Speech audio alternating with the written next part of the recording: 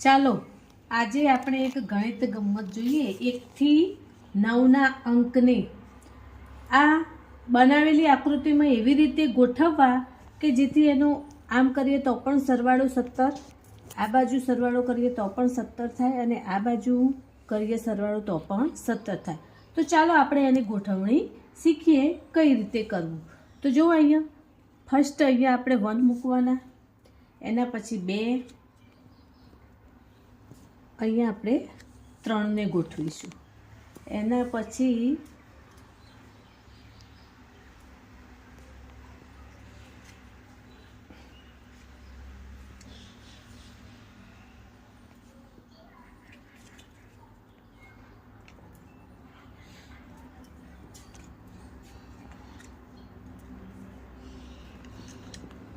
આ રીતે આપણે એની ગોઠવણી કરીએ તો જોઈએ કે એનો સરવાળો બધી બાજુ 17 થાય છે કે નહીં। 9 ને 2 11, 11 ને 5 16, 16 ને 1 17, 6 ને 3 9, 9 ને 1 10, 10 ને 7 17, 8 ને 2 10, 10 ને 4 14, 14 ને 3 17। તો આ રીતે આપણે બાળકોને ગણિત ગમ્મત સાથે ગેમ શીખવાડી શકીએ, એટલે આ રીતે સરવાળા બાળકો ઝડપથી કરી શકે અને એમની તર્ક કરવાની શક્તિનો પણ આમાં વિકાસ થાય છે।